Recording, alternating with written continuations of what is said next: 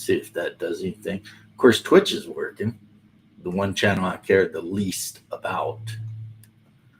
And then let's go here and hit paste. I sent a link to my brother, and I'm probably going to call him. See, okay. Now it's saying everything's good. Okay.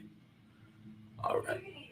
And other than the fact that I lost some bots, my YouTube channel is good. So let's do this. My brother will hate this. But, you know, the things you do to guilt your brother into doing what you want. Hey, there's Mike Palmer. What's up, Mikey? How you doing, homie? Yeah, let's see. See, I'm going to call him on Messenger because he's probably asleep.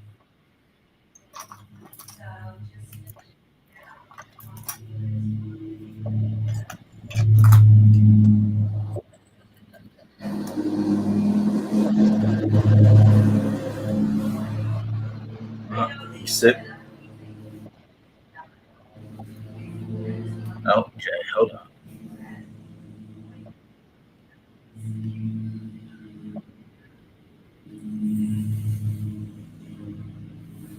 Okay.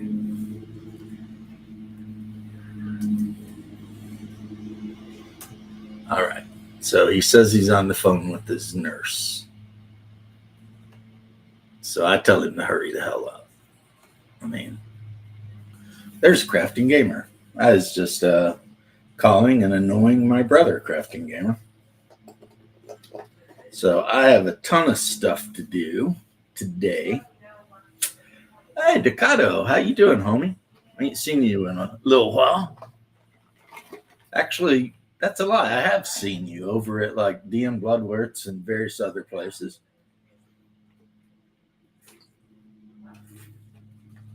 Anyway, my Leo friend, I hope you are doing amazing. Oh, here's a bear. We got a bear. There's Bubba. See, Bubba, I don't know. Like, he loves a bunch of D&D games, but I don't get it because, like, he's in the hills of Kentucky. It's like, well, you got to do something to prep for your goblin fighting. I don't know. What you up to, Bear? Working, but it's a sort of an admin day, so I don't really have to do anything anymore. I'm finished most of my work. I'm just riding out the last hour and a half now. Well, good. Yeah, my wife's got like an hour and a half too on her job, so I'm in here. I was in there, but then her job it like starts out in the morning with a shit ton of meetings, and then it has a bunch of paperwork in which I can hang out and watch TV and talk, and we can bullshit around, right? Yeah. And then toward the evening, it becomes, the boss, the CEO, the whatever, all wanting to have little meetings and trainings and shit. So at that point, it's time for me to go hide, Corporate culture is the worst fucking thing. You know what I mean? Because they don't need to hear me anyway. Listen, I spent most of my adult life working in bars, security, all these places where your independence was pretty important and your ability to think for yourself and handle situations were important. And nobody treated it like anything was the end of the fucking world. They all understood, shit happens, we deal with it and move on. Since 2009, I guess, 2008. So almost coming up on 20 years there at some point. I've been working in corporations, right? Right. Specifically contact centers, tech support, things like that. And two things never cease to amaze me about these jobs. One, how fucking insane they all are about their corporate culture and their bullshit. And two, how fucking incapable they are of understanding no one's going to die, Steve. We can deal with this tomorrow. Everything's fine. Like you, I've worked in fields where, oh shit, this person's going to die. We need to do something about it because they're going to actually fucking die. So I have a very different sort of view of, what's an I think emergency. the Army made me laid back when I was on the job. That works. But I'm saying, I'm agreeing with you entirely. Yeah, I know. But once you've been in a firefighter too, it's like a lot of shit just stops really mattering so much. It's like, yeah. For Like me, it's just we're not going to die. We'll handle it tomorrow. Yeah, like everyone just fucking breathe, Just but like calm down. It's the same thing for me. It's like, okay, so I've never been in a firefight, but I've been shot at more than once. That's life. Well, you need to stay out of married women. I wish that was the case. And I just wasn't allowed to have anything to shoot back with, right? So I got to use foul language in a radio. Those were my weapons of defense in those situations, right? I've been using feet. Oh no, we had to, take cover, obviously. Moving them really fast. We also had to call for the police and hopefully get them the fuck over there. Direction. But so I'm just like, I don't give a fuck. Oh, I'm sorry, the TPS form wasn't done. Who gives a flying fuck? Right.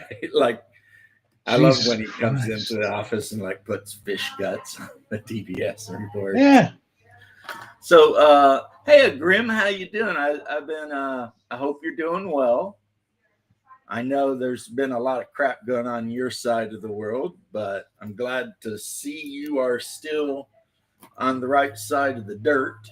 How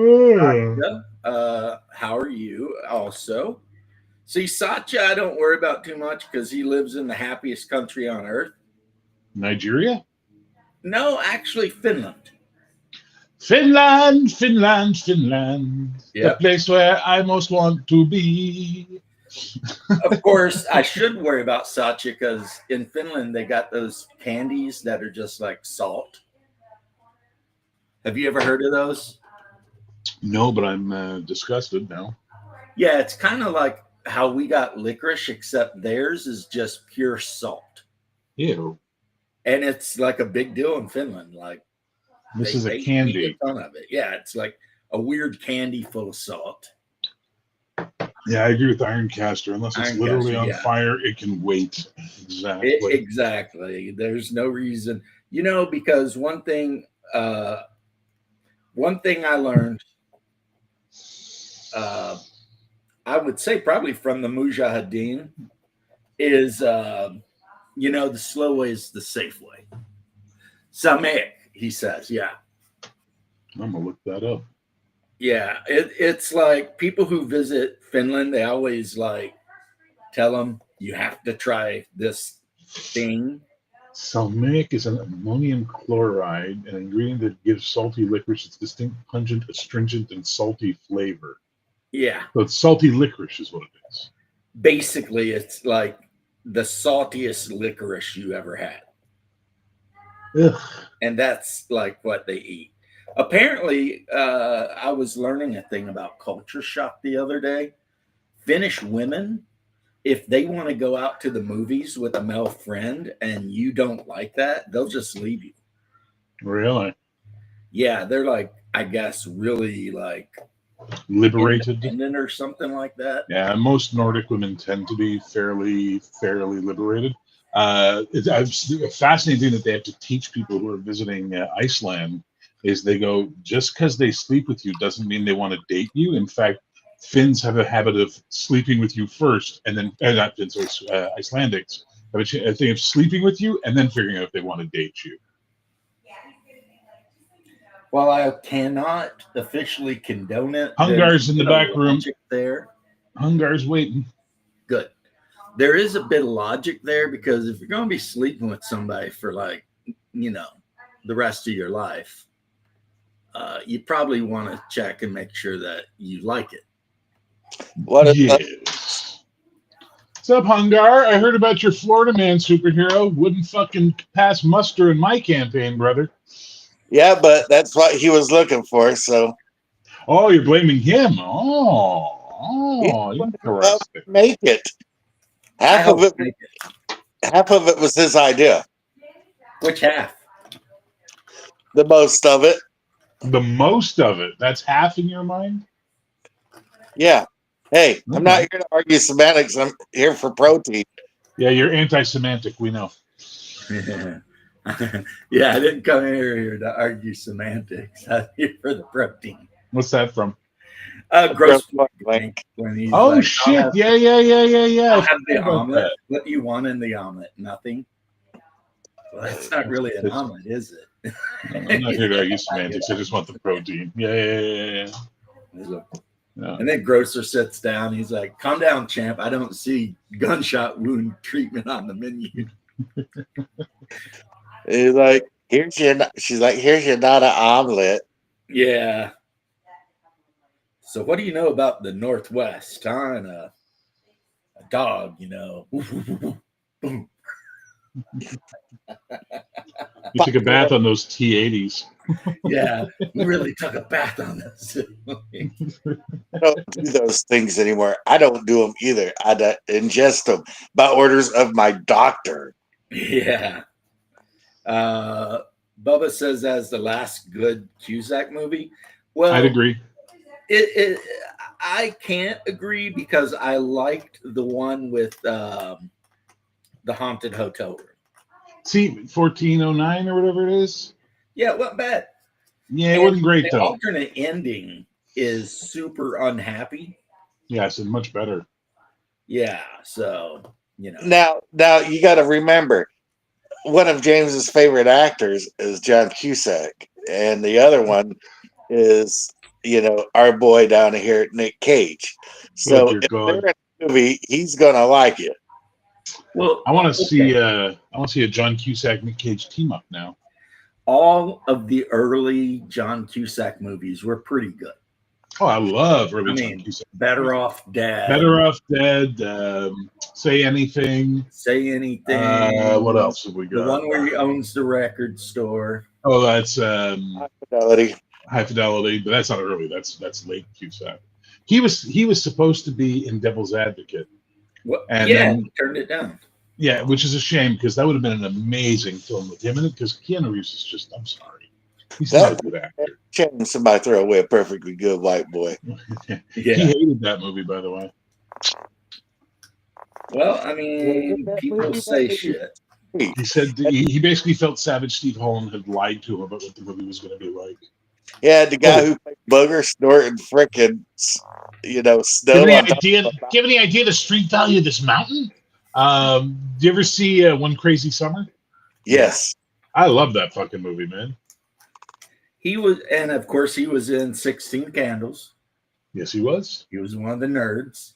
Yes, he was. It was his first movie almost. Sacha, I am done with, yes, D&D type games, excepting Baptism of Fire. And Valorous when it comes out. And possibly Valorous. But other than that, I've been playing for 40 plus years. Nothing is whatever.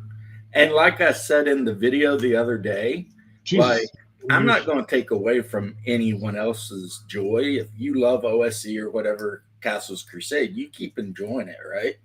And if you got a good DM, then you're really going to enjoy it, right? Yeah. But Baptism of Fire lends itself a lot more to immersive role playing than a lot of OSRs do. Because it presents an actual culture with intercultural bullshit. Well, okay, but so this is here. MMO ever. Hang on, here's the thing. This is something I did what I'm doing with Valorous. Valorous has a setting, right? And the whole game is based around the setting. Like, remember we used to do that in the 80s and 90s? You'd buy a game and there was a setting attached to it, like Traveler 2300 or Twilight 2000 or all these games. Gamma World, So that's what I'm doing. And then people are like, well, what if I want to play this type of character? Go fucking play D&D is my answer. You know what I mean? Like, that's where I'm at. I'm like, if you don't want to play a heroic good guy, which is what the game is based around in this setting about being good guys, go play the other game. It's not the game for you. It's okay. Not every game is for you, brother. I mean, yeah. And don't worry, Barry. No one's gonna make fun of you. Even if James doesn't play Valorous, he's gonna buy it because he buys every game that comes out. No, I've actually stopped a lot of that. But what's Shaking Bear? Hey Shadow, how you doing? homie? Shaking bacon bear. Mm. Have I ever? No, I've read Hornmaster, and Squirrel Hermit has said a lot of incredibly good things about Hornmaster. Love the world. Never ran it. I have ran a ton of Rollmaster in my day. Mercs, No, Sacha. Rollmaster. Sorry, Sacha, real fast. No, Heroic is my superhero game. Valorous is my fantasy game. And yeah, I agree with Shadow, but it's like I like the next game I'm running is actually a superhero game. Had another guy come up with a character the other night named Shock Dog, who is a master martial artist, but also has a little bit of electricity control, so that he can cause his hands to become electrical, so that they're like stun guns or tasers or whatever. So yeah, basically he's just a martial artist. And he wears a suit that gives him sturdy one. So he's got the sturdy ability, but it's a tech ability. It only happens if he's in the suit. My wife's character is going to have like all the luck powers. So, no one will even know if she is a superhero. Show enough, right? And they will be the East Coast Guardians set in Orlando. And the second any of them start acting like they're bored, I'm just going to have the Juggernaut kick the front door of their freaking headquarters in and start ripping shit apart, including them. I'm very interested running Hornmaster. Hornmaster is an incredible setting. I've never played the game, but Squirrel Hermit, if you can ever get, he might even have videos about it, because he is 100% about Hornmaster. Hey, I gotta drive my buddy to work. Yeah. Love Okay, you. You too. I don't speak hillbilly. What the fuck did he just say? I got to drive a buddy to work. One of the Oh, okay.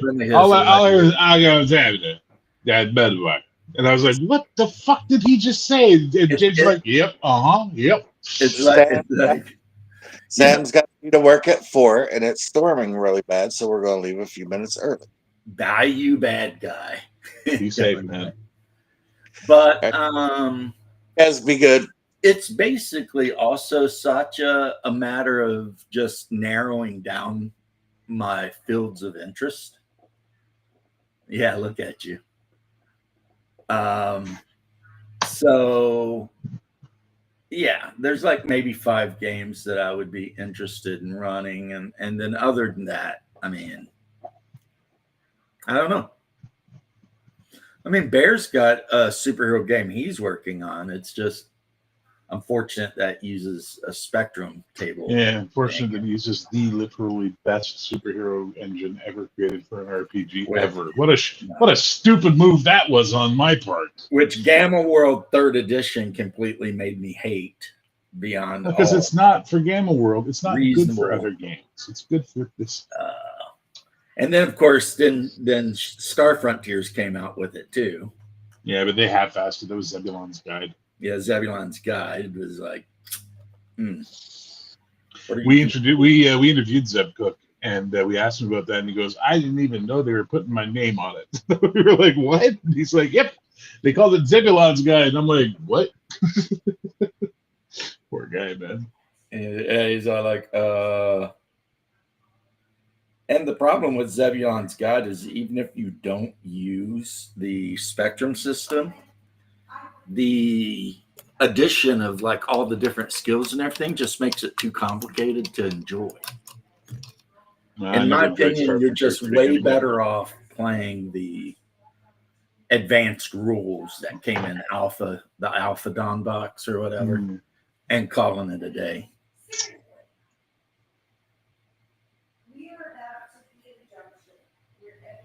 How's the new edition doing? Very well. Are you guys going back Basic Experts white box Kickstarter? No. I haven't even heard. I mean, John, I haven't heard anything from John in so long that I didn't even know he still had a channel. Yeah, he's still around. It's I have no interest in that though. That's not for me. But the same thing with the little Dutch boy. He used to be on everybody's show all the time, and then he just fell off the planet. You know what I mean? He was hanging out with me the other day. Yeah. So, see, lucky you. I guess you make the cut, but No, I just talked to him outside and respond to messages on Discord, unlike someone else in this conversation. I responded. I just respond. Man, like a week and a half later, and your response is a thumbs up. It's like, come on, that's not a conversation, and you know it. Come on, bro. I agree with you, but you know, sometimes you just got a lot of shit going on. Yeah, it's retired life is Sometimes hard. you just don't remember. That sounds more like it. Yeah, that's actually the reality. Honestly, sometimes I forget I even have Discord. Sometimes I think you're just old. And then I reset my computer, and all of a sudden this thing pops up. I'm like, what the fuck? Is this some kind of virus or something? And it turns out it's Discord.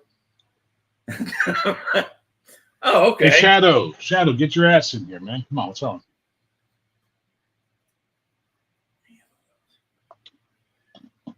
Well, oh, he's making synth music now.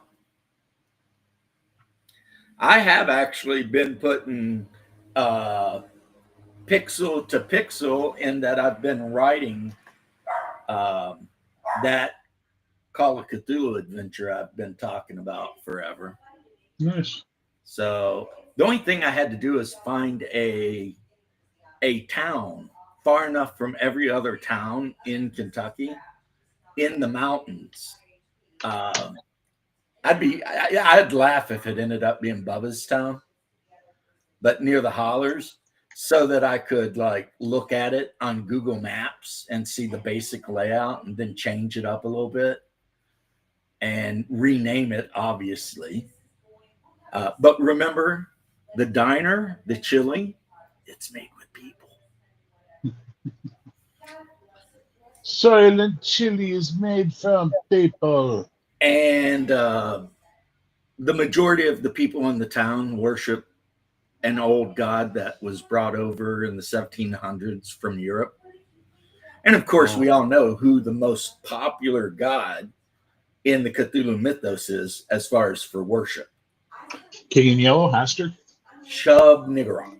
Oh, okay. The goat of 1,000 young. The goat of 1,000 young. Who may be male or female, who knows? The black goat of the woods with 1,000 young. Yeah. Yep. Because Shub-Niggurath has been worshipped by basically every culture as a fertility goddess in some form or another, under many, many different names. So if there's a fertility goddess in ancient British or Celtic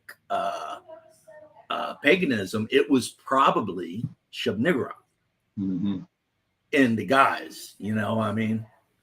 So it's super easy. I mean, since my people showed up in Kentucky in the 1730s, 40s, imagine if we had been a bunch of, I don't know, demon worshippers or something and just stayed in one little town and kept inbreeding and, you know, doing our thing. And plus in Call of Cthulhu, I mean, the guy running the cult, he could be 200 years old. Well, and then if you take like all the inbred freak children that are born and they're just thrown down into caves, there's your Kentucky goblins. Oh, hell yeah. There was a movie that was like that, where this guy goes back home to somewhere and there's like these subterranean mutants, and it turns out he's related to them. You know, is like some kind of wild thing like that, you know, and I forget the name of the movie, but it was kind of, if you look up like Lovecraftian style movies, it always comes up. I forget the name of the movie. Oh wait, Forrest Gump. But yes, this movie always comes up, but it always comes up after From Beyond and Mouth of Madness, The Thing. I mean, there are some movies that you just know. Whoever wrote the book or whatever was heavily inspired. Of course, I think it was you, wasn't it, Bear, that said there's a book out there that's like The Thing, but from the Thing's view, I heard about that, but I think someone else brought it up. But yeah, I've heard about that. which makes me want to like totally read that. It's really it's funny because like apparently the whole idea is that the thing is really confused why these chaotic creatures keep rejecting harmony. Like it's just like why are they denying themselves happiness? Like, Yeah, because boggles it's the just mind. there to unify all life on Earth into one Yeah. big happy utopian thing, and we're fighting to the death to try and stop it. Yeah. I've been planning to make something RPG related out of my hometown.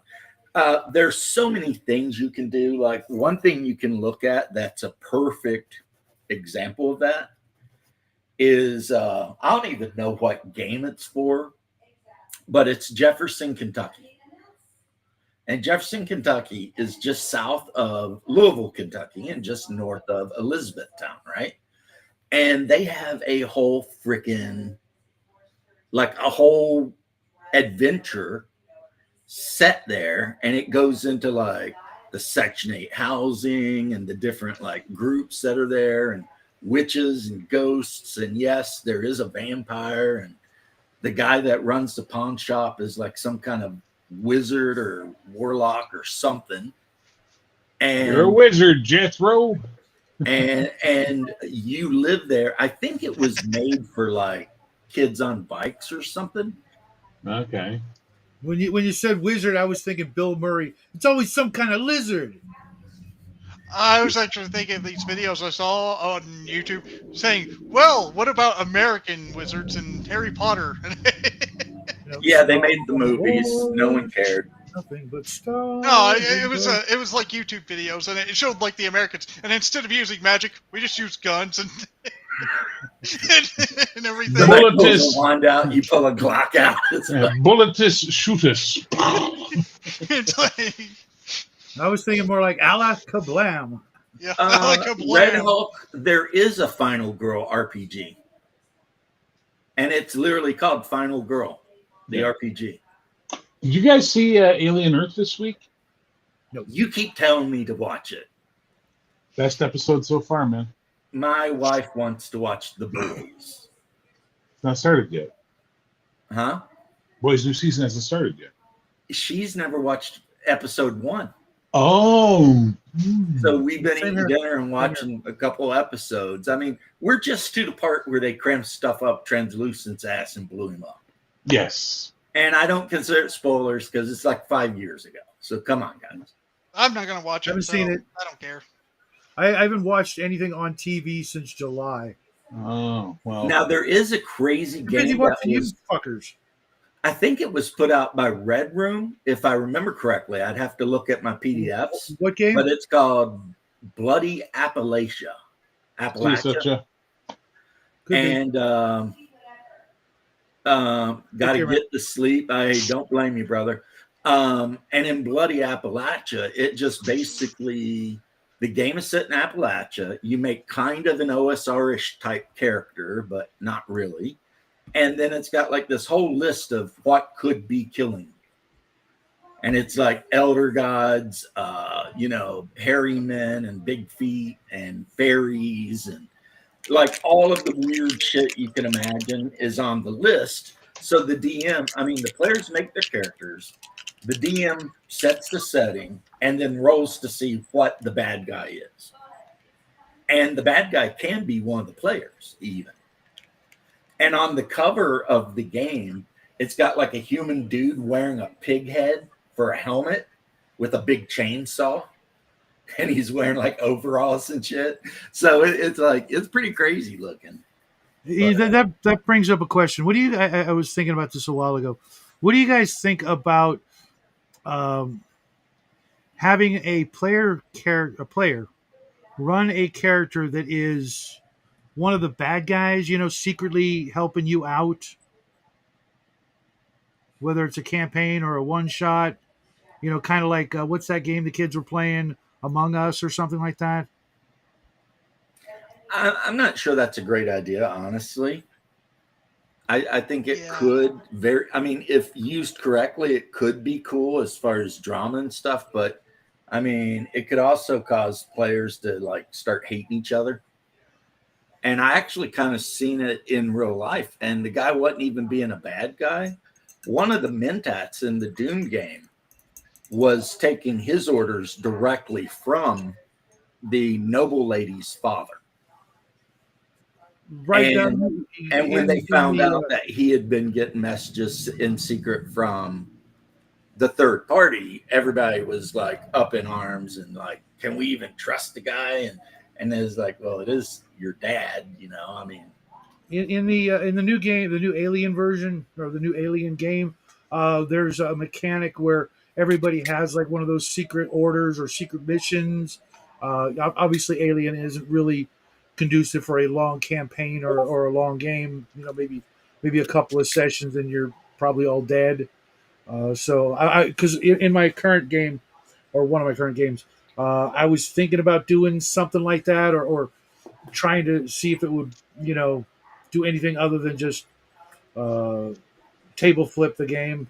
well, it makes sense for Aliens because in the second movie, you had the uh, Corpo guy that Right. was, you know, doing his best to try to F everyone over. So, yeah, it kind of makes sense, but Elsewhere, not so much, right? I don't know how it would work in a lot of other games. I'm just not sure. I'm not saying it couldn't work.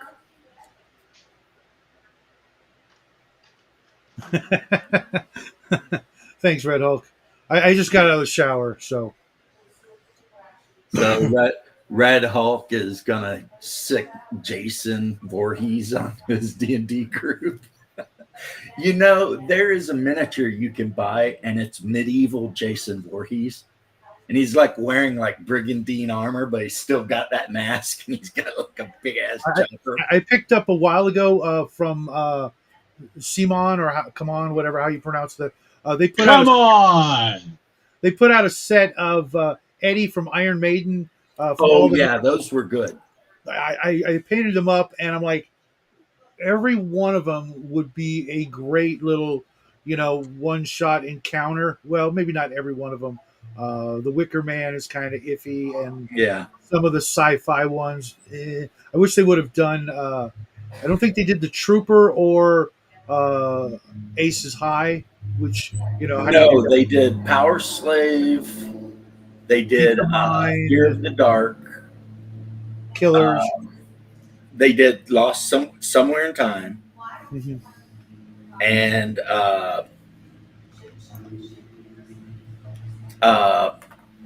Number of the Beast. Red Hulk. So, I mean, and they're I guess you can use them with that. Zombicide. Yeah. I've got the whole Western, you know, Undead or Alive Kickstarter up right here. I've never even read the damn book. I got them mostly to paint Western minis, and 2 years later, they're still sitting up there. I got a game for Christmas, and it's Marvel Heroes from Simon, and it's Marvel Heroes fighting zombies, and some of the zombies are other Marvel heroes. Yeah, it's called Marvel Zombies. It's actually a comic series they've done a couple of times now. Yeah, I think Really? you can play Spider-Man, but then one of the other characters is a zombie, and it That makes fun uses for a bit. the typical Simon scale is like 40 millimeter for their superhero stuff. Yeah, I saw that. That's one of the reasons I didn't pick up on it because I would want to use a lot of them occasionally in other games, and I'm like, yeah, scales just. See, for Yeah. me, it's not such a big deal because if somebody says, "Why is this guy so much taller than that guy?" I'll be like, "He's taller." Like I've got a character that's 40 mil scale next to a 32 mil scale. If somebody questioned, I'd be like, "That dude's like 6'6". Gotcha. You know what I mean? It's problem solved. You know, people come in all kinds of heights and stuff. It's really easy to raised by a raised. What's up, Cal? Yes, And that's why the whole thing with the videos I've been talking about this week, that is the whole thing. Is I'm just like, I recently bought the Coriolis Into the Dark or whatever it's called, read it, and realized I will never play that game. Yeah, that's why I never bought it. And I probably will never play Coriolis, no matter how much I love the setting of it. Really? But yeah, my players didn't really care for it. The only sci-fi game they really like is Star Frontiers or Frontier Space. That's it. I have Frontier Space. And Frontier Space is just Star Frontiers Right. with different. I've got Star Frontiers. I'd rather actually try and track down a copy of Zebulon's Guide, because I don't have that, but I've got Star Frontiers. And Yeah, you I just don't like missed me and Bear talking all about Zebulon. no, I was listening. That's why I brought it up. I'm not a big fan of any clone right now, because then what am I doing with the originals? Well, then if you go pick up Heroic, you're going to find out that it's not a clone; it's a neo clone. It's a continuation of the It's an design. inspired by. No, it's basically when the first time I interviewed Jeff Grubb. This is 10 years ago when I had a podcast, and we were talking about that. We got on the topic of clones, and he said every game design is a conversation. So if you're going to do something, continue the conversation. Just don't have the same conversation again. And that stuck with me. That stuck with me hard. I was like, that really does mean something. So, for example, Heroic is an evolution of that. For you, I made an exception. Every other clone that I've looked at, someone gave me a copy of OSE. I read 20 pages into it, and I went, I hate this. Well, it's 100% BX. Right, and I don't like BX. Or That just makes you wrong. Yeah, you're just wrong, son. If you don't like BX, you're just wrong. I'm an AD&D guy, Yeah, that's why you get OSC Advanced. I didn't like what they had already done, and I'm just like, because someone was having this conversation that it's too expensive to buy the original, like, old books like AD&D. I can right now get a copy of all three of the original Player's Handbook, Monster Manual, DMG for probably less than $100. When OSC the box set came out, it was like over $200. And I'm like, go ahead. Right there. There's my OSC. Uh-huh. Right there. And then you can't see where my first edition is, but it's around here somewhere. Uh-huh. And then there's my Marvel stuff, that entire stretch from there to there. That's all the Marvel stuff. And there's all my Facet Trek over there. I get what you're saying, but at the same time, sometimes I want to see stuff improve.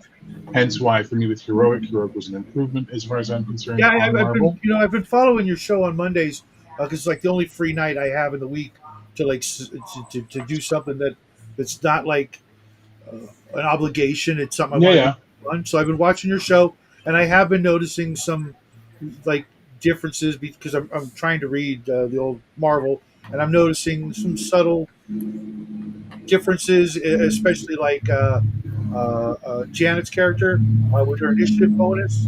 Seems like it's way beyond anything that's in the original books. Well, the original books gave you next to nothing for initiative bonus. So what we do in Heroic is for every rank of agility and intuition you have above typical, you get +1. So if you have like a remarkable agility and a remarkable intuition, that's a +6 to your initiative. That's how that works. But also, and with Valorous, it's this thing over here. Sorry, hang on, 5th edition, but with some changes that I wanted and some actual heroic mechanics in it that kind of convince you as a player, look, you can be a prick, but there are consequences in the game to being a prick. You know what I mean? It'll eventually bite you on the ass. And that's kind of loosely, and I mean very loosely, based on the dark side, light side mechanic from West End Star Wars. I'm running a game right now from Red Room. They have the alignment on a sliding scale, toward good and evil. I kind of dig that because that way, in a lot of the games that I've been in, players have no alignment, no matter unless they're a paladin. They literally have no alignment. No. They just do whatever the hell they want, seems best at the time. But a running, keeping track of their good and evil, makes kind of sense for those kind of players, considering they're all old school players, and they know they're supposed to pick an alignment at the beginning, and you're kind of supposed to stick to it, and everybody ends up just picking chaotic neutral. Well, I wound up doing for Valorous. I didn't want to have alignment, but I decided I would let it be there for people who gave a shit. And I did a Palladium treatment on it, where basically I broke down each alignment and then gave a list of bullet points about the behavior patterns of that alignment, like they do in Palladium. So that way, people who are like, "Well, no, you chose the alignment. This is the alignment according to the game. These are the rules of the alignment. Therefore, if you want to be a dick, go ahead and be a dick, but if I call you for being against your alignment, you're called. That's just the way it is." RPG Grandma's been doing a series on alignment all week, going through a lot of the old school alignments. And up until recently, maybe a year ago or so, Palladium had pretty much the best alignment system out there when it came to, like you said, bullet points for what an alignment will and won't do. And since then, I've come across a couple others that I like. I really like the Red Room's Vices and Virtues. You pick one of each, and that just helps define your character. And okay, or maybe only one. You have one, like a vice or a virtue, because so many characters out there are, despite what the players think, still pretty two-dimensional. Yeah. Well, In Baptism of Fire, you have Vices and Virtues, and it's 7 of each. Well, that's a lot. You choose what you rank them. Oh, that sounds like Palladium. It sounds like Pendragon. And it's basically the 7 deadly sins. Unless you play pagan, then it's different, because instead of like charity or whatever, you'll have heroism or bravery instead of humility. Because the Viking book came out and it has all the rules for Vikings. So yeah, there's that. But I like it. Well, like for example, look, really fast. What I did with Lawful Good, right? You are the shield between the innocent and the wicked, a living code of honor and justice. Law is not a burden, but a beacon, guiding you toward the right action, even when it hurts. You uphold your word, respect order, and serve the greater good with discipline and valor. Always tells the truth unless silence would save a life. Keeps promises even when dangerous. Challenges injustice through lawful means. Protects the innocent without hesitation. Offers mercy when earned. Holds self to the highest moral standard. Will not kill a prisoner or surrendering foe. Seeks peaceful solutions first. Volunteers for danger if it benefits others, and values integrity more than gold or glory. So if you're playing Lawful Good, there's a little guide for you on how to behave. And if you start violating it, because I've seen so many Lawful Good people play the characters Lawful Good, and then, those guys are being unjust, so now I'm just going to abandon my alignment completely and go on a murder spree. And it's like, no, that's not what Lawful Good does. Lawful still believes in the law. Therefore, you would use the laws of your land against them, not suddenly just start breaking the law because fuck it, they're bad, What was it? In like Greyhawk, I think it was. There was that god. I think Cuthbert. I think Cuthbert of the Cudgel. Yeah, I think too many players use that as a bad example. He's lawful neutral, though. Is that it? Maybe I'm thinking of somebody else, but there's a deity from Greyhawk. And it also, he has 3 orders: the cudgel, the chapeau, and the star. And depending on which order you are within his religion, it has a huge effect on what you can get away with. So, Pallies will lose the bennies. I've never seen anybody actually choose to play a Pally, let alone roll the stats up to play a Pally. I can't remember who it was. Someone on my channel referred to me as being lawful chaotic. They said, you have the weirdest alignment. You're lawful chaotic. And I'm like, what? What does that even mean? What does that even mean? That's like, like I said, in the Baptism of Fire thing, it's basically you have vices and virtues. And then, yes, there's about 1,000 Greyhawk deities if you really want. There's one that I keep seeing that lets their paladins just basically run amok. If you're not lawful good, they just kill you. Erroneous, probably. And I'm just like, that's not It lawful could be good. erroneous. It could be faltus. None of those are ringing a bell. Faltus is the god of the Flanish people from the Theocracy of the Pell, and they tend to be straight up dicks. If you're not a worshiper of Faltus, you're going to be in trouble. No. Yeah, that's Which is that's why their borderline- kingdom is called the Theocracy of the Pell. that's kind of borderline evil, you ask me. Well, I mean, you know. And then, of course, you've got the worshippers of Akbar from the Ziefdom of whatever, Sultanate of the Zief or whatever, which I don't know if Gary did it on purpose or not. But come on, Allahu Akbar. Right. So then you name a god in your fantasy setting, Akbar. And he has an artifact named after him called the It's the chalice. Impenetrable Mail Coat of Akbar or something. Oh, I thought it was the like that pendant and chalice to go together. No. It's a spiced potato patty, which in India they call an aloo. So basically, it's his aloo akbar. Alu Akbar. So. Yeah, he God would is a not get potato. he would not get away with that in today, The sensitivity readers have flagged it. Meh. Right? But flan, the most awesome of Hispanic pastries, I will agree with that. But in Greyhawk, the flan people were more like Indians. Wait a minute. I thought flan was that like custard, like pudding that It that's is. been left. Oh, okay. How's that a It's pastry? Mexican thing mostly. How's that a pastry though? He probably meant to say Dessert. Oh, okay. dessert. Yeah, you're right. The invulnerable coat of Arnid. That's what Oh. you're talking about. Yeah, because I can't stand that shit.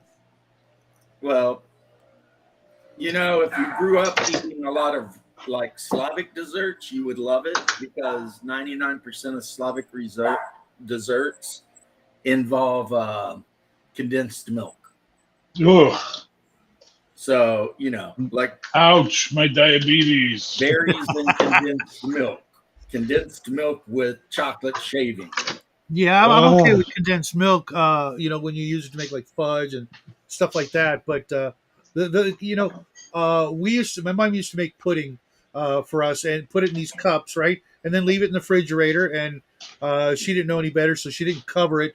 So after like 2 days, it starts like solidifying and looking funky. And It's that what skin. that's what flan always reminded me of. I'm like, yeah, you should have ate that already, you know. But they're the same people who put their buttermilk and ranch dressing in the cupboard, not the refrigerator. So go figure. Yeah, we have a Russian store near where I live where you can go have tea and everything. And at the counter, they sell Russian candy. And one of my favorites, the candy just tastes like condensed milk. It's like, and the candy wrappers have like pictures of cows on them. Yeah. I mean, this store is so Russian that the name of the store is in Cyrillic alphabet in Russian. So if you don't understand Cyrillic, you would be like, okay, that's some foreign store, right? But Sure. if you got a tiny grasp of stuff, you're like, oh, okay, it's a Russian tea house / deli.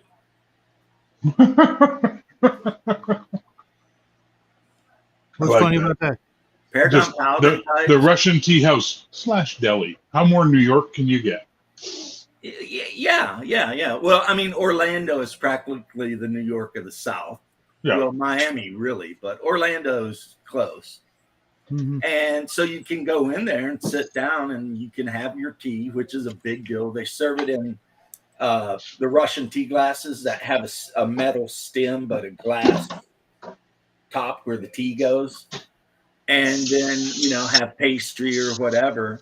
And then on your way out, if you want to get, sliced bologna or doctor sausage or anything like that, or Russian candies, canned kvass, all that kind of stuff. You can get it, and it's pretty cheap there. So, paladins can be very annoying if the person playing them. But you have to remember one thing too, Andre. Paladins will not stay in a group with players who are not good.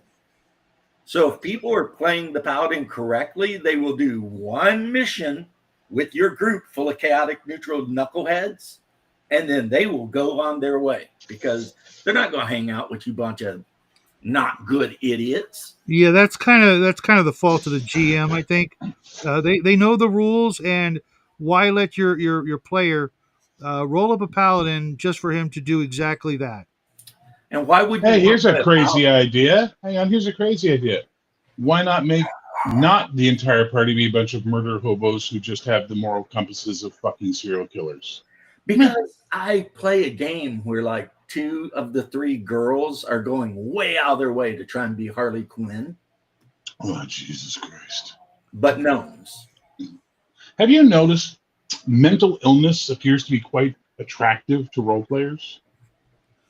Among other things, yes. Yeah, I think you're right. Mental illness, and I guess you could consider leftism a mental illness because that. Well, and moral ambiguity is the other one I would use, right? So of course she made a freaking chaotic neutral gnome thief illusionist that runs around acting like Harley Quinn, and I'm That just she's- like, oh my god. Yeah, it's just silly. It's just silly. Oh yeah. And that's the other why, thing. Andre, I said if I ever run another fantasy role-playing game again, it'll be Baptism of Fire. Yeah. But I will allow players to play Vikings from Kiev. So House of Rourke, Kiev and Rus, the people who would have served Vladimir the Great. Otherwise, Well, and I'm the just other big thing. tired of the basic fantasy role-play tropes. But here's the thing. Think about this from a sociological, historical point of view. Hyper-individualism can only exist in a post-industrial society, Right. right? When Right. you have to rely on the community for survival through winter or through famine or drought or all that sort of things, and it's the effect of the community working together that will allow everyone to survive, hyper-individualism is considered an aberrant behavior and something that should be shunned, not rewarded and celebrated. Nerdy Ogre. Hey, Nerdy Ogre. We were just talking about Palladium earlier, Nerdy Ogre. You missed it? Yeah, fucking Well, the thing filthy is, goblin. it's Reprobate. kind of like you will find if you ever live in Alaska, and if Hungar was here, he could back me up. Like the native tribes, if you hang out around any of the native tribes, if any member of that tribe gets like a good break on something, like catches a shit ton of fish or whatever, one of the first things they do is start handing fish out to like other members of the tribe. Yeah. They're going to keep their amount, but Sure. anything extra that they get, whether it's fish, deer, bear, whatever, seal, whatever we're talking about, money, gasoline, doesn't matter. If they got extra, they give it to their neighbors, right? And they all do that because all you need is one bad winter and all your neighbors to tell you to get bent, and you're dead. Right. That's Or just not that's even how it is. not even a bad And winter. Just Eastern a Europe general would be consensus. much the same. If you're living in a village in the Redlands of 10th century Poland and you're the asshole that's like, leave me alone, you're going to starve to death. Yeah. I mean, that's just what's going to happen. You're going to have a bad harvest. You're going to go to a neighbor, please, might I have some, grains, good sir? And they're going to be like, you're an asshole. You never helped anyone out, and you stole so-and-so's whatever, and you sold that dude a 12-year-old horse, but you told him it was only 7, which is a reference to Fiddler on the Roof. It was 12. Tavier gets that fight started. I mean, but that's the thing, right? So, and also, if you're in a city, if you're not in a small area, let's say you're in a town, a walled town, something like that. Well, you ever see Flesh and Blood? I have. That could happen. And let me tell you what happens to the hyper individuals in that situation.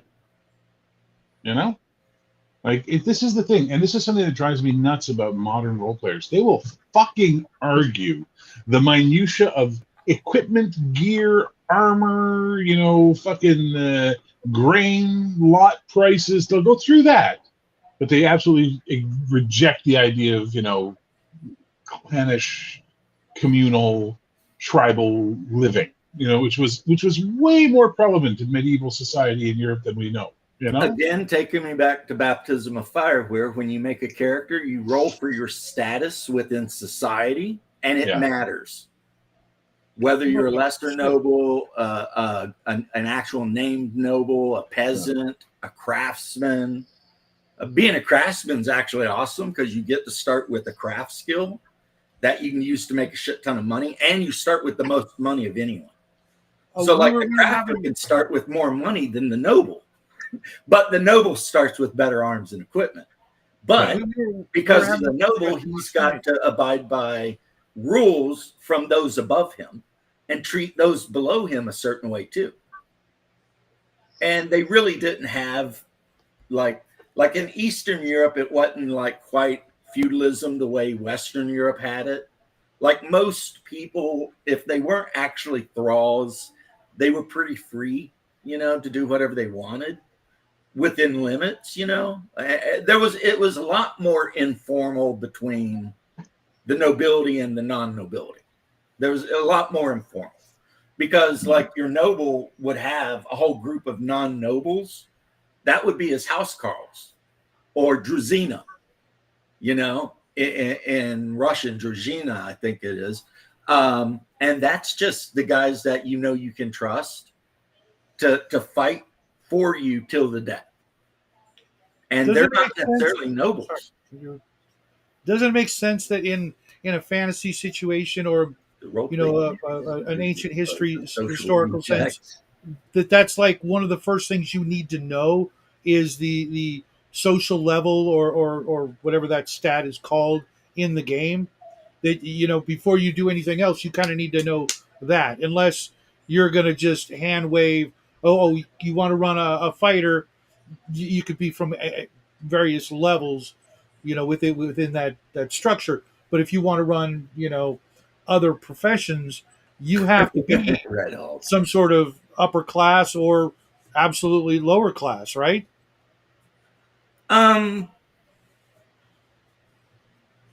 If you're a fighter or a holy warrior or something like that, you could come from a low class family.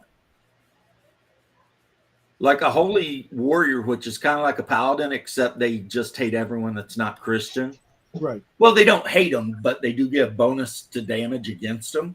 Sure. They can have started life as a peasant and just had a calling and become holy warriors. A warrior could have started life at the lowest rung and drug his ass up to warrior. And if he's done enough stuff, other people will be like, yeah, that guy's a warrior, So that's what I was going to say. The difference between the noble and non-noble ranks in Eastern Europe at this time was a lot less formal. And really amongst the Poles and some of the Rus, how you become the big man, they actually called it the big man government, is the more feasts you threw and the more gifts you gave out to people beneath you, the more powerful you are. But that wouldn't stop somebody from sticking you right in the back at some point and trying to take over. They did have a huge problem with their leaders being assassinated by relatives or whatever. That was just a thing. If you look at the story of Vladimir the Great, he literally was at war with his brother Yarpolk, and Yarpolk was indirectly responsible for the death of their brother Oleg, and that shit got wild, man. Like Yarpolk hired the Pechenig, which are basically like their version of Mongolians, to help try to kill Vladimir, who was a Viking. He hadn't even been in Russia. He'd been out with the Swedes or whatever, burning shit down and stealing loot. And he came back when he heard his brother had been killed. And So then he what- tried to marry some woman, and she insulted him because she said, I know for a fact that your mother was a slave, you're a half-breed. So that pissed Vladimir off so bad that he burnt the castle down, made her mother and father watched as he took her, and then killed them. Yes, he would go on to become a great saint. So are there any professions that you would say can only come from the upper or the lower social strata? Not would you really, find a not way to- so much. No, not really. Okay. I mean, craftsmen, if they come from a city, they could be leather crafters, whatever crafting they are. They could have a lot of money. They could just be middle class. Because I was You know, going through in my head and I was thinking, I've seen instances, of like the basic 4 food groups: fighter, cleric, magic user, thief types, with all the different variables. I could see Obi-Wan.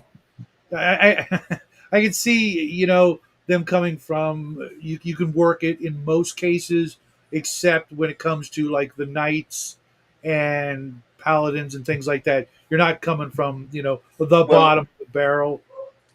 The game I'm talking about, there are no paladins. But you know what I mean. Paladins don't exist. You can, however, be a pagan shaman or just a barbaric asshole, or you can be a Christian holy warrior, which is a crusader. Your intent is to go on crusade into non-Christian lands and Christianize. Priests can come from any social rank. Of course, No. like the bishop is probably going to be from, Yeah, monks, like initiates can come from any rank, but like usually in Western European, maybe Christianity, it was usually the third son of a noble family or a rich family that joined the church, right? Yeah, First son that's inherited. First son inherited. Second son went to the military. Third son went to the church. See, in the East, especially under the Kievan Rus, when a king was ready to die, he would split his holdings amongst his sons. Yeah. And then they would immediately go to war and try and kill each other off. Like you do. That was kind of a thing, Yep. So when you watch the 13th Warrior and like Bolvine's sitting there next to his brother and everybody's just waiting, and then the brother pulls the knife out and Bolvine cuts him in half. Yeah, kind of shit like that.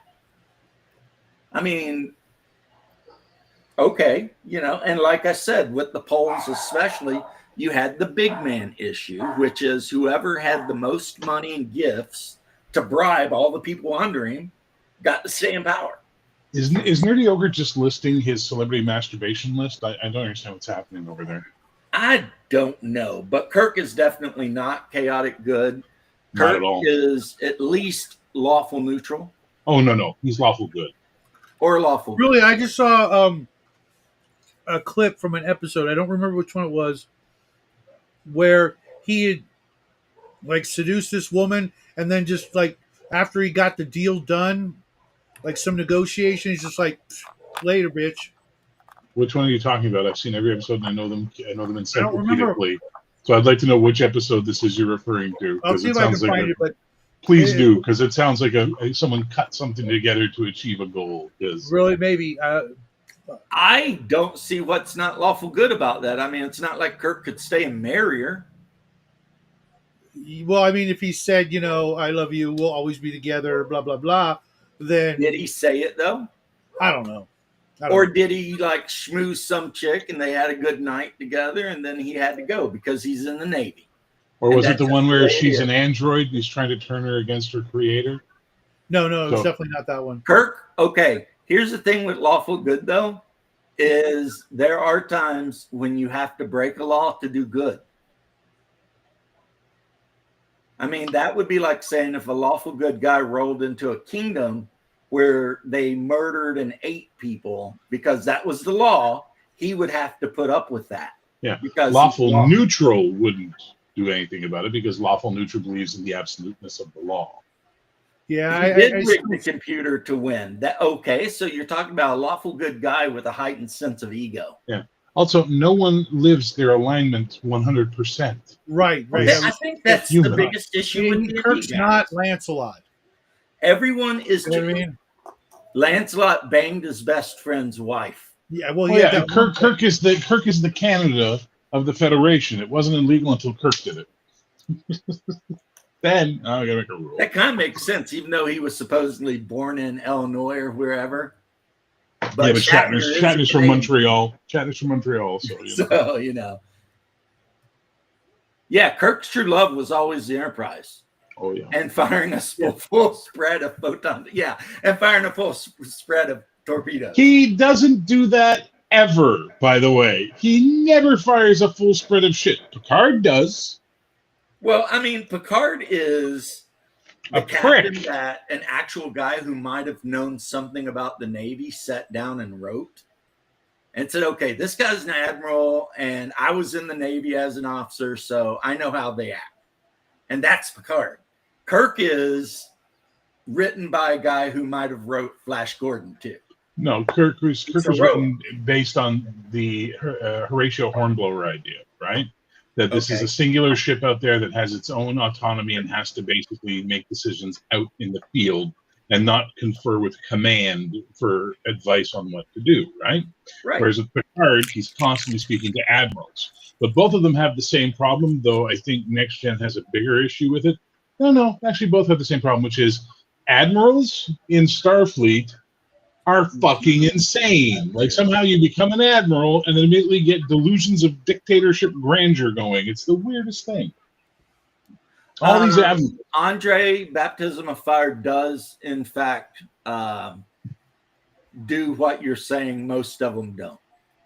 Yes, the church is the third pillar of the society. The first pillar is nobility. The second pillar is the producers, so craftsmen and farmers. And the third pillar is the church. Yeah. So, you know, so yeah, Picard definitely seemed more professional, but Kirk just seemed more cool. Yeah. So I'll always be a Kirk guy personally. Yeah, So same Red- here. I could not stand I'm Picard. absolutely a Kirk. I'm actually more of a Cisco guy. Red Hulk. Cisco, To take your statement that Picard was in a more chaotic time. Not at all.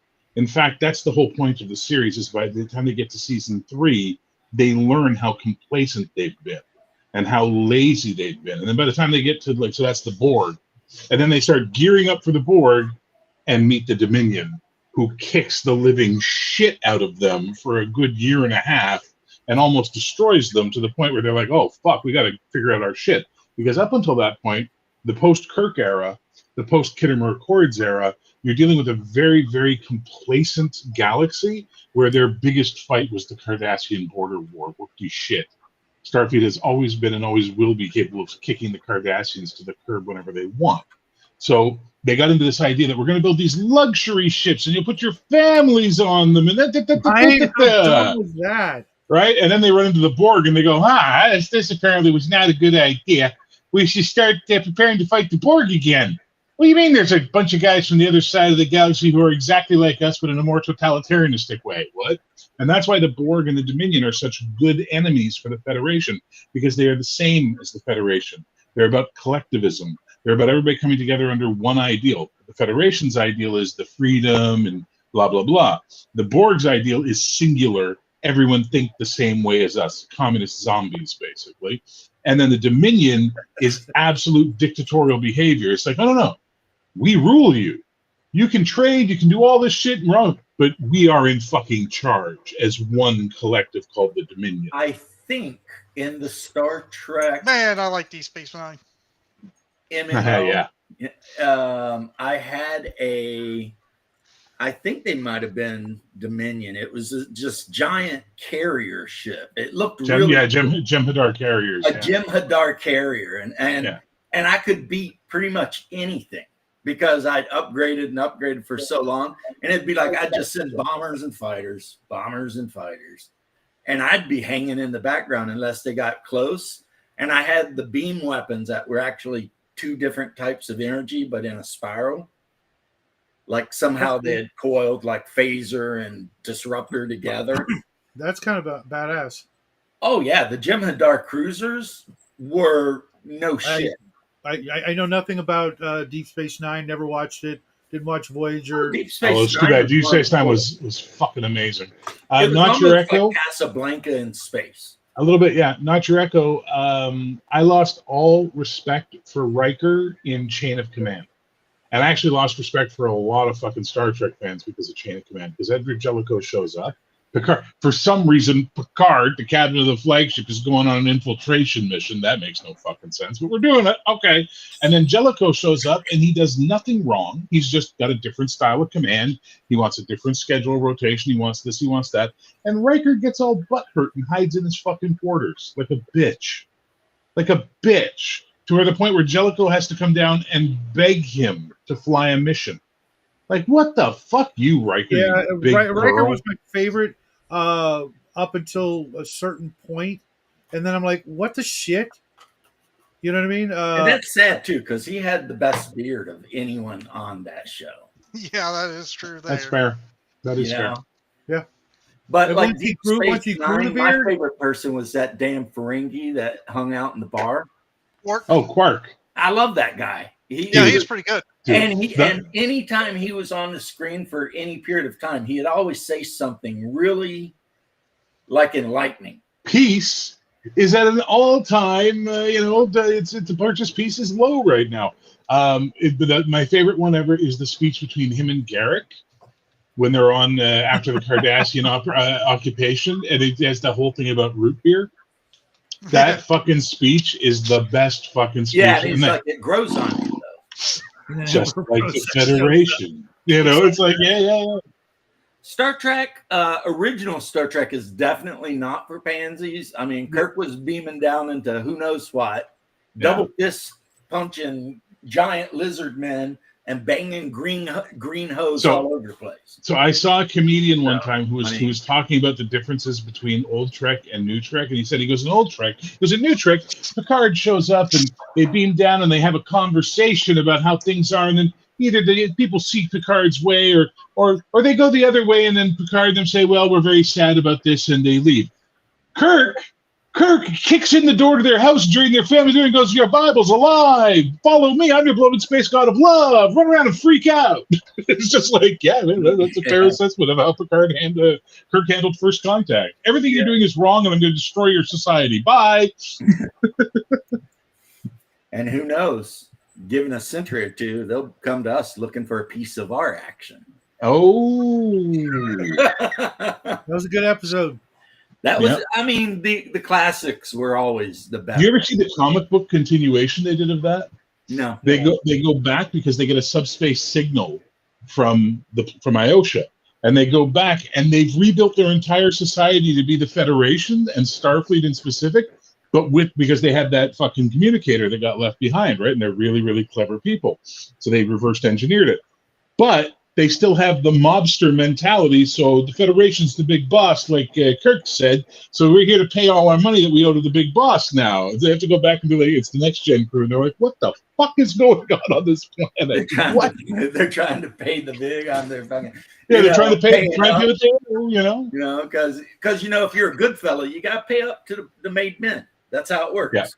Yeah. Because you're Oh, no. basically paying insurance to not be murdered by another good fellow. Garrick has one of my favorite lines ever when he's talking to Bashir, and Bashir says, have you ever heard the story of the boy who cried wolf? And Garrick's like, I'm not familiar. So he explains the boy who cried wolf. He goes, so the lesson is, always tell the truth. And Garrick goes, really? I think you've missed the lesson, Doctor, because the lesson appears to be never tell the same lie twice. It's just like, Is he the Cardassian? Yeah, he's the tailor. Yeah, The Taylor. Taylor's Yeah, spy. that guy. Yeah. I don't know what Riker's issue is. I don't even remember that episode. I They- remember they- Riker was like their version of Kirk exactly. Kirk. that worked for Picard. We used to call him Rekirk back in the when that show first came out. Oh, look, it's Rekirk. That's a good Yeah, one. the gangster episode, because someone had visited the world and when they left, Left a copy of the gangster book. fuck, what was that ship? Was it the Horizon? No, it was one of the ships. Left a copy of the Gangs of Chicago behind. Yeah, so these people were super, super good at extrapolating anything from next to nothing. Clearly. Sigma Iosha is the name of the planet. Yep. They're the So Sigma when do they you read Iosha. that remember that? gangster book, they Okay, extrapolated again, You see the shelf? You see the shelf right here? Yeah. All Star Trek, buddy. All Star Trek. But imagine a group of people who can read a gangster book and then extrapolate how to build a functioning Tommy gun. Imagine a group of people who can take a communicator and extrapolate how to make subspace communication out of it, figure out how to spy on Starfleet channels, to figure out what uniforms look like, et cetera, et cetera, et cetera. You know what I mean? The Sigma Iosians have a particular gift for cleverness. Yeah, they're good at clever just people. copying shit and going nuts with it. Yeah. But That's why I hate modern Trek. I don't like anything after 2009. I like Picard season 3 a little bit, and Strange New Worlds has a couple of good episodes, but it's pretty much losing the fucking plot. I can't wait for all this shit to go to shit and them to take a breather and then restart Star Trek. But apparently the latest rumor is Paramount has said they gave Kurtzman, the guy who's running it right now for Secret Hideout, they gave him a chance. They said, look, your contract's up. You got one chance. Pitch us some series. But we really like this idea for Star Trek Legacy that you guys set up in the 3rd season of Picard. He's pitched. He has not pitched Legacy. And Paramount apparently has been like, no, we really like this idea. We think whatever we do, we need Jerry Ryan to star because the fans love her and she's hot to look at on screen, even as a middle-aged woman. So we want her back. And she said she will not come back unless they do Star Trek Legacy. So we're all just holding our breath going, please get the contract not renewed by these cunts who know nothing about Star Trek and nothing about the ideals of Star Trek. Bring in Terry Matalas again, the guy who did season 3 of Picard, and give us Star Trek Legacy. That would be fucking. You'd hear the cry of joy from Star Trek fans would be over the moon, man. And I'm not going to get involved in a Star Trek versus Star Wars who would win scenario because you can like both. You don't have to pick. You can because like we all Marvel know and actually DC. the Imperium of Man would just whip the shit out of both of them at the same time. Oh, you mean the Humani from Traveler? Yeah, you're right. Well, maybe them. There's a lot of Imperium of Men, aren't there? But I boils down to this. You can like Star Trek and you can like Star Wars at the same time. You can like Marvel and DC at the same time. Hell, fuck, you can drink a Coke and then drink a Pepsi later. You don't have to constantly let these marketing fucks polarize you. That Star Trek book, The Night of the Living Trekkies. Yep. Godspeed, Gen X, talking Star Did you ever read? Holy Diver. Did you ever read Price of the Phoenix? The Flight of the Phoenix. No, Price. What's this? It was one of the Star Trek novels. Oh, I skipped 99% of the Star Trek I didn't novels. read It's not it. hard to It's read. It's Garbage. so damn many, right? I go into the sci-fi section of a used bookstore, and it's nothing but freaking Star Trek. Yeah. I had a box. A buddy of mine for Christmas one year bought me a box of 100 Star Trek novels off of Amazon. So I just had all these novels, and I picked through them, like read it, didn't read it. And then eventually I started reading some of them that I hadn't read, and I kept the ones I liked. And then when I moved out of that apartment building, I didn't want to take 100 fucking Star Trek novels with me. And there was this thing. People would leave books in the laundry room for other people to just have something to read while they were in there doing laundry. So I just went in and put 90 fucking Star Trek novels in there. I come back a fucking 2 days later because I'm just getting ready to move on moving day. I look in, half of them are fucking gone. People have just been taking them, I'm like, that's fucking awesome. I love that. We have a thing here in our town where it's like a big mailbox, but you can just put books in it. Oh, that's cool. And anybody can take books out of it. And so, I mean, you never know what you're going to find in it. But if you're, you don't have a lot of money or something and you want to go look through and see what kind of books are there, So kind of like a box of chocolates books. Never know what you're going to find. Erin Gray was a fucking smoke show. And then when you realize that wasn't spandex, and you listen to her talk about they would stitch her into her costume because it was satin. A lot of them were satin or lycra or stuff like that. She was losing weight while she was shooting that show because of what those costumes were doing to her body. Who is she? Erin Gray, Buck Rogers. She played Wilma Deering in the. The female Darla or whatever. Captain or no, her character was. Jesus Christ! Why can't I remember this? Wilma Deering. Wilma Deering. Deering, Thank you. Deering. Yeah, Wilma Deering. Yeah. But have you ever watched that show, man? Like every hottie of that time period is on that fucking show, and none of them are wearing a bra.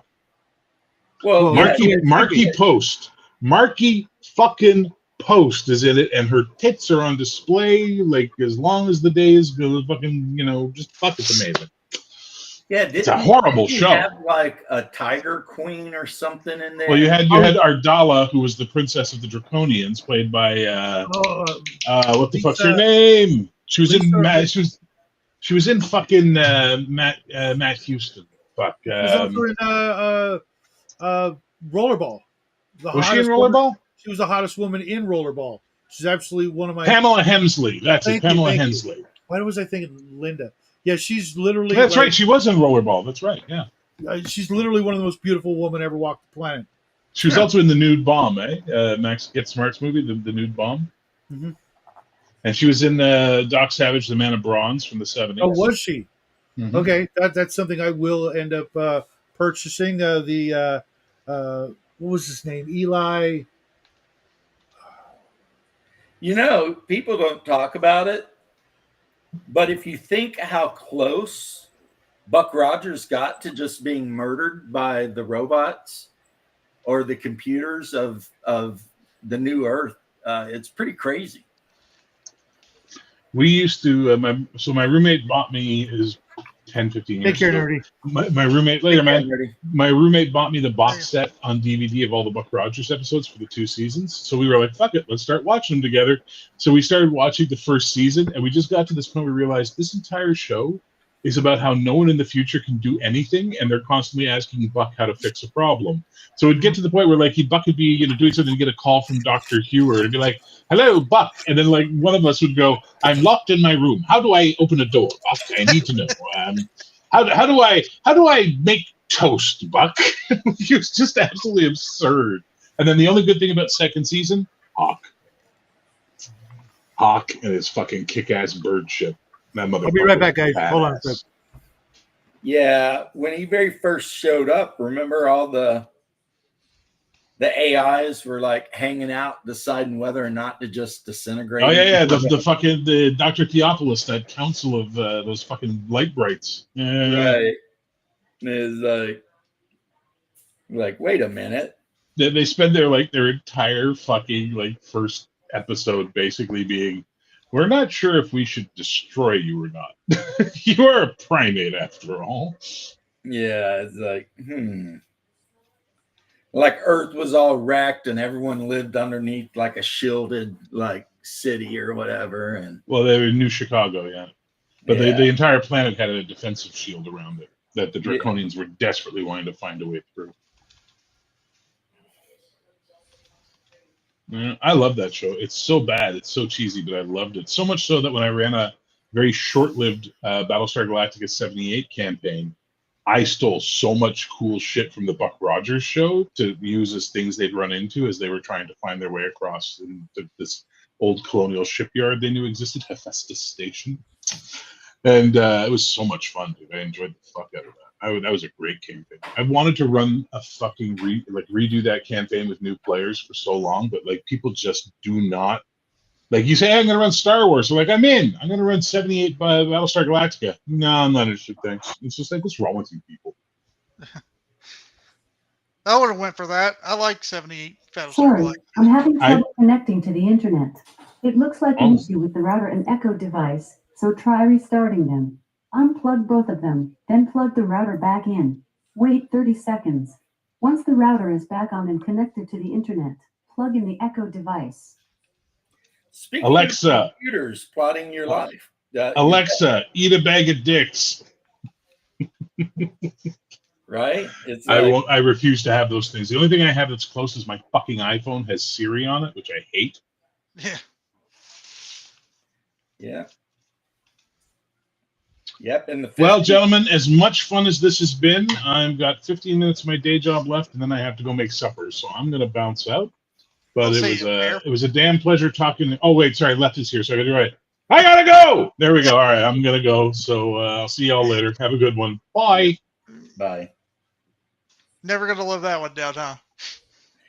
Uh, I'm sorry, I didn't mean to be that loud. you lived it down with me because I forgot. But, Bear remembered. But, who knows? Maybe bears have good memories. But, Reminds me, I just seen a sign from a hotel that said that they accept pets except for bears. yeah. I'm See, one wondering- thing Bear doesn't know, I think I've said it before. My wife calls me her bear, and she buys me bear themed things. So it's funny that online Bear is Bear, but in real life I'm Bear. And then my dog, our little Pomeranian, is Baby Bear because his name is Bear, which we bought him from a Russian lady, so he speaks Russian really well, like way better than I do, or he understands it at least. Say, you got a talking dog? Well, he does talk. He won't shut the F up, really. You hear mine all the damn time. He's very vocal. But he's a good This boy. guy, he is just like, Bear, what you doing, my baby boy? What you doing? My dog will whine if there's nobody here. You want to come here? You want to come over here for a minute? I'm the only one Yeah. here. She just starts crying real bad. Come here. Oh, stand up. Look at you. Oh, so trusting. So trusting. Such a good boy. No, why are you looking there? Because Mama's over there. Look here, Bear. Bear, look here. Look. Look at this. Do you see you? Do you see you? You're on the computer box. Oh. Yeah, my dog used to love to come and sit when we did shows, but then after a while, he absolutely won't do it. He hates the freaking computer screens. I brushed him out this morning. He loves to be brushed. Oh yeah, they all do. He's so well. No, the other Beers, one I too. had, my little black one, he did not like to be brushed. Boy, if he saw you pick up the brush, he was gone. My boys You had to run run him down and catch him. Chewy's the same way with scissors. He sees scissors, you will not see him for a day till he forgets. Yeah, right. He's And like, if you're too nice to him, he thinks it's BATH time, and he knows the word, so I have to spell it because he will run. He hates those, he's like, it's a plot. right? Trap. These motherfuckers is up to no good. But anyway, we got all discombobulated. Let's see, I got about another 20 minutes or so. But no, I'm just saying now I think I would add another game to the list of games that I might be like persuaded to run. But I know that none of the people in my group would ever want to play it. And that is Twilight 2000. I would run Twilight 2000. But the problem is the ladies in my group, I don't think they're really super interested in dying of like sepsis because they cut their arm on a window or something. Yeah, go figure, right? Right. And that game really is for people who either are ex-military or have an interest in military things. If you don't have an interest in survival type games and stuff, then that's not really going to be the game for you. Right. However, the new version of the game is absolutely amazing.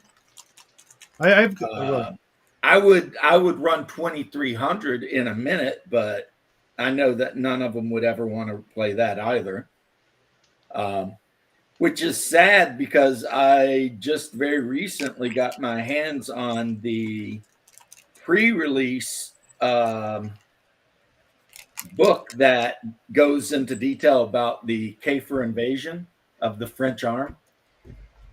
And it's kind of like a campaign book, so it allows you to play all the different battles, in chronological order. Your characters can be involved, and it details the actual Kafir and what they're up to, which is the same shit as ever. They're basically high functioning retards until someone tries to kill them. and then a gland in their body kicks in and it makes them super smart. And because of this, they are constantly looking for combats and stuff so that they can keep their intelligence up. And then their race is split between the spacers and the ones that live on the planet. And the spacers tend to be just a bit smarter than the ones that live on the planet. But yeah. And the thing is, let's say your IQ 70, right? And somebody starts shooting at you and your IQ jumps up to 120, right? Or 140.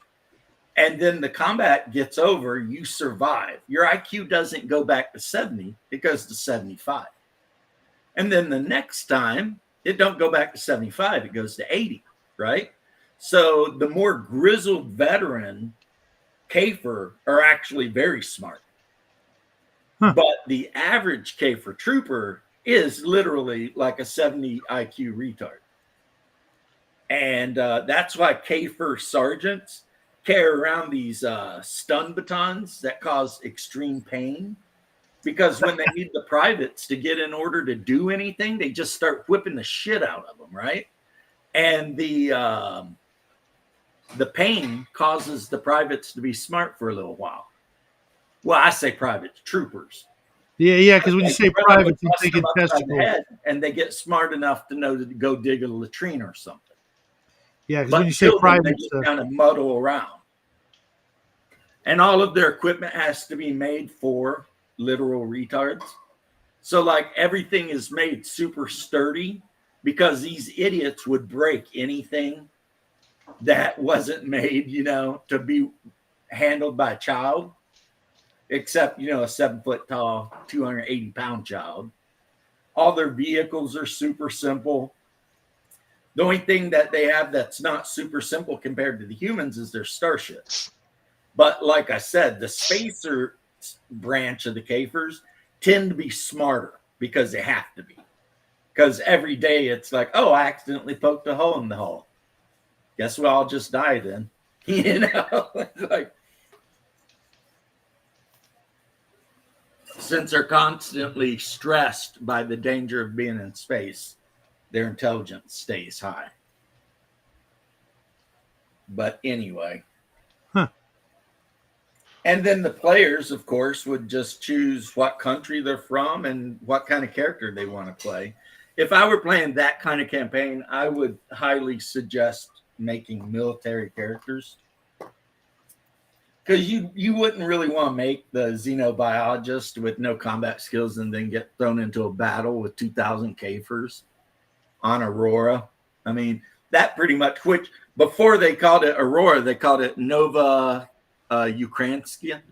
So new Ukraine, except the Kafers landed and wiped out the entire colony. So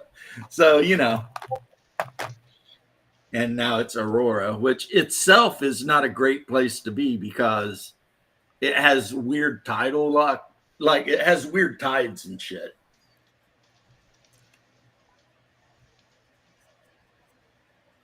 You're in your 50s? Yeah, I'm in my 50s too. I later in life, I remember a lot of good shows. When I was young, I never watched TV. I was too busy running wild in the streets.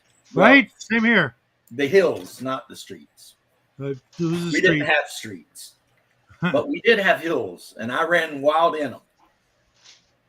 Except when I come down to visit relatives in a very small town in Florida, and that's when I would ride my bike like 10 miles a day. Because that's what you did. You jumped on your bike, and you rode to your first friend's house to see what he was doing. And then you and him rode to the second friend's house, or third if you're counting yourself. So basically, you'd spend most of the early part of the day rounding up all the kids that you knew. And then you would spend some time, playing baseball, playing football, fist fighting, whatever the hell you were doing, because Rock Wars. Throwing rocks at each other, shooting at each other with BB guns. That was a popular one. Oh, yeah.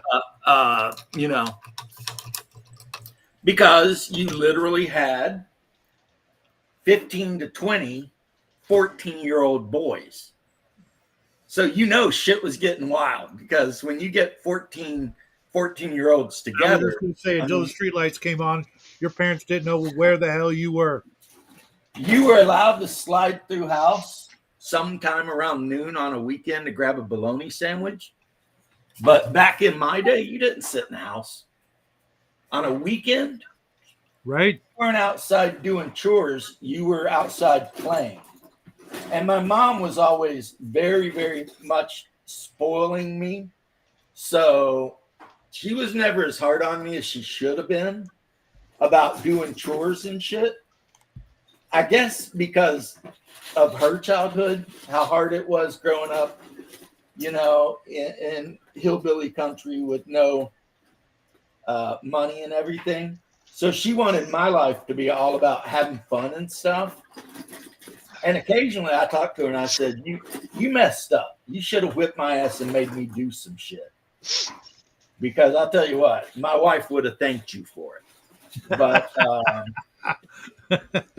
right? I mean, I'm sorry. Yeah. It is what it is.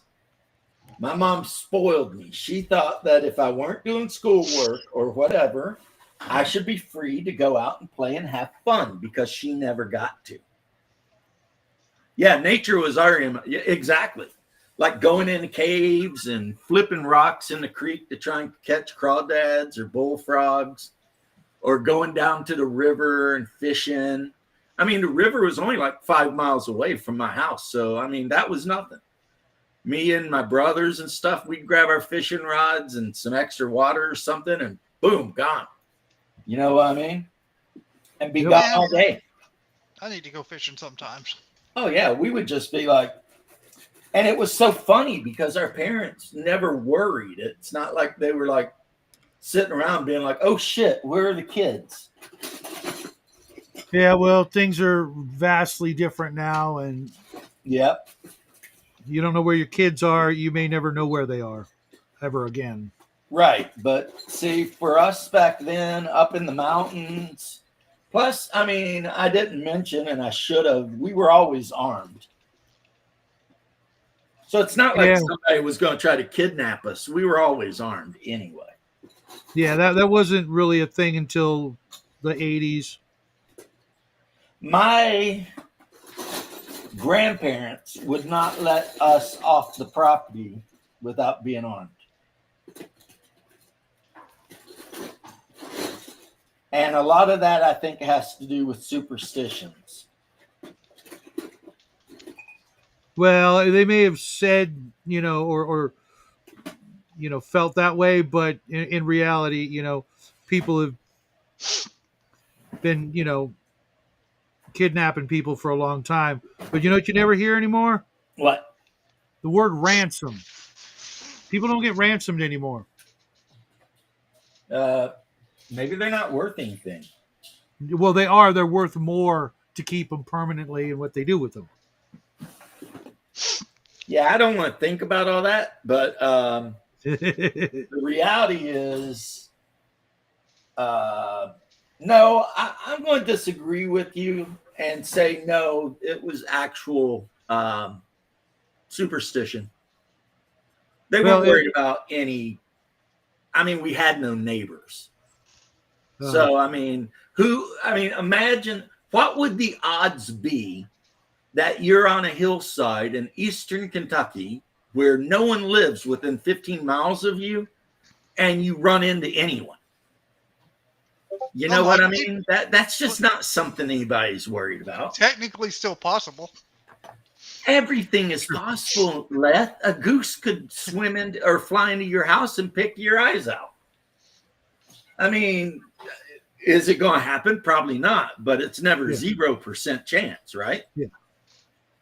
And that's what I'm saying. So I think my parents gave us weapons and stuff because they literally believed a lot of the myths and things. I mean, they never stopped talking about it. There was never a time when they said, oh, you remember when we told you about like Hairy Man and don't whistle in the woods and all that shit when you're a kid? Yeah, we're just kidding. No, that never happened. Hmm. You know what I mean? They never said that. It was that way till they died. Right? Never whistle in the woods ever. And if you're walking through the woods and you hear your name, keep walking. Don't turn around and don't go looking for it. Keep right on your ass walking, which is what that Call of Cthulhu adventure I'm talking about putting together is entirely based on. Everyone had a favorite stick. One of the best, most exciting things in the world is when you'd be out in the woods and you would find a really good stick. And like, Yeah. I had an uncle who did nothing but carve stuff, right? And he carved it out of the heartwood of cedar. So the redwood from a cedar, you know, so basically you get a limb about yay big and you shave it down until you only got the redwood left. And he carved me a catechus, basically. It was like a walking stick, but it had a snake curled around it. Really? To the top. Jackie to this day has a stick. It's got to be 6-8 years old now. It grew so that it's got a perfect like almost basket hilt. So when you hold it through the hilt, it's like a freaking saber. I'll see if I can find it and bring it up next time. And his mom's like, I've caught her like half a dozen times trying to throw it away. I'm like, don't throw that away. And she's like, why? And I can't explain it to her, but Jackie wants that. Why? Because of the way it's shaped. You put your hand in there, and one of the little branches goes around and covers your hand. It's Just kind explain to her its nature. Young men love good sticks. Mm-hmm. It's like when you're little and you don't have any money, but then you find a stick that kind of looks like a pistol. And We've got one of those too. Races, We've got one of those too. That's funny. Or or a lot of times, say we were going fishing, we'd have our rod and reels and all of our supplies, but of course you'd find a good stick along the way, and then you'd use that like a walking stick, like freaking Gandalf or some shit, as you're winding your way through the hollers and stuff. It's a weird thing with young men. Nice. You're fascinated by a really good stick. That's really cool, Red Hulk. His dad made his into the Conan sword. Oh, man. That's awesome. Yeah, my uncle, he carved us our walking sticks, but what he did for money is he would make like bureaus and dressers and stuff like that out of red cedar wood. And he would intricately hand carve like vines with leaves and flowers, like all over the whole thing, right? And then people would pay like thousands of dollars for one of these things. And one of the reasons is cedar wood, the red cedar wood, moths and stuff like that hate it. Bugs hate it. Yeah, that's why they you'll find not just those, but you can buy like red cedar, either like not just chips, but like little things that you put in your drawers to keep the moths away. And he was just making the drawers out of it. So, yeah. So he made the really nice cedar furniture, and people with money would come down. And I mean, of course, did he get paid the amount that he should have? No. Because even if they paid him $1,000 for a big dresser, I mean, that was like hundreds upon hundreds of hours of him steadily working to Oh, really? Oh, yeah, man. I mean, he literally took the rough lumber, cut it, planed it, cut the dovetails in, put it all together, and then carved all the designs on it. Oh, okay. So he might spend hundreds of hours on one piece and then sell it for $1,000. He was probably making, I don't know, $1 an hour. You know what I mean? Yeah, Maybe well, $2 an hour or something like that. But it's what he did because it was his job. I don't know what minimum wage was back then, but yeah. Yeah, he's probably making about that. But I mean, that was his business. That's what he did. He went out in the woods. He found cedar. He cut it down. He did everything. And no one was his boss but him. Well, that right there, though, especially nowadays, being your own boss is one of the perks that people strive for without realizing it. Not having to, take orders, if you will, from some jackass who isn't really worthy of it. Well, I think the main reason was because he was a hillbilly. He lived in those mountains since his family moved there in the 1700s, and he had no plans of ever leaving those hills. So he figured out a thing he could do to bring in a little money. And you have to remember, let's say he got $1,000 for a thing, right? You can buy so much dried soup beans and cornmeal for $1,000 that basically that would be like 5 years worth of food. If you were okay with eating nothing but soup, beans, and cornbread. Made a China cut. Yeah, look at that. Yeah, this guy, I'm talking like the 70s, 60s. He did it up until he died, but yeah, he's one of my great uncles, actually. He wasn't even like a close uncle. He was like... Shit, it's right here. I found my blood red. I thought I lost it. But I love this color. This is one of the most vibrant reds I've ever come across. Yep, but that is the story of that guy. He had his place and he did his work and never messed with anybody ever, and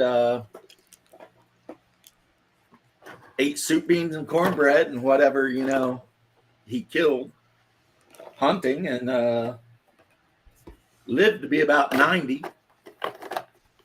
And every day, that's what he'd do. He'd go out and frickin' start, cutting lumber, planing planks, whatever it was. And he put everything together with like dovetail joints and glue.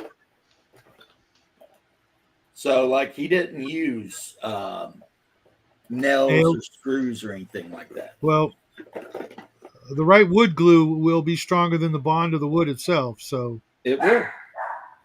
So if you dovetail two planks together perfectly and you put a little glue in there and you clap them together and you've got a little clamp there, yeah, that shit ain't going anywhere. Unfortunately, most wood glues these days are crap. Well, I don't even know what brand of wood glue. Catch you later, Red Hulk. It was nice hanging out. It's about... Yeah. What the hell? No, I think we might have lost. Yeah, there he is. I was watching paint. Yep, he's freezing up again. This female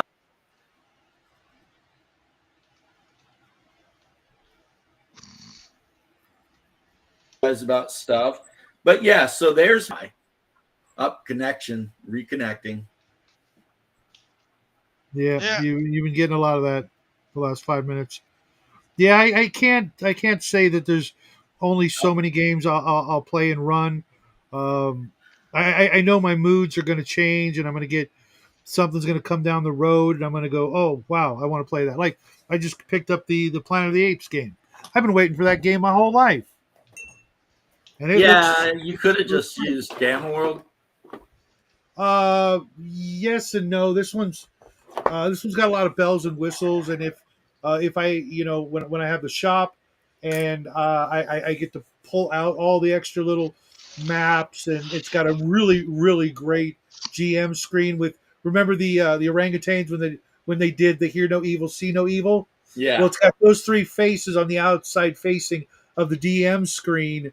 It's a 3-panel screen, and it's got those images, so the players are always looking over, it's hysterical. It was really well done, and I've got all the miniatures for it, and the Statue of Liberty dice tower, and I saw that. That was really nice. it was worth it, and I've literally waited since the '70s to be able to play it right, because there was a game like Terra Primate or something that was like a kind of like that game, but I've one of my big problems with Gamma World. I love Gamma World Second Edition and First Edition, and everything else that came after it to me was either too just not what I was looking for, or too complicated, like the alternative version with everything is nanites. I'm like, no, that's too hand wavy, like magic kind of tech. I want some, some serious hardware where you need to know, what a carburetor is, things like that. But they never had a skill system that made any sense for Gamma World. You know what I mean? It was just They never, until like Gamma World 4, which is when they added classes and stuff, right, but the which a lot of classes people made were no not sense. fans of. Yeah, the classes themselves were retarded.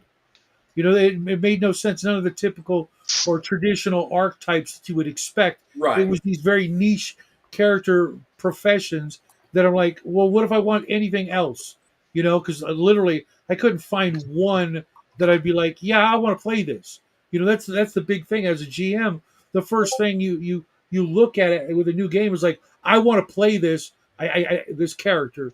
Oh well, since I can't, I'm gonna vicariously watch my players play that or some version of that character to get that particular enjoyment out of it. And if I read through a game and I'm like, it was the same way with I don't know if it was Deadlands or like some version of Deadlands, where every one of the professions was this weird, like only made sense in their world kind of archetype.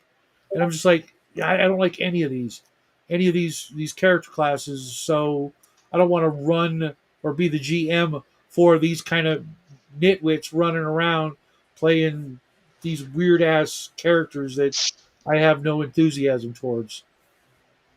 The weirdest character I had in my Deadlands game was the guy that played the huckster. Everyone else was literally like gunslingers or photographers, muckrakers, I guess they called them. Yeah, yeah.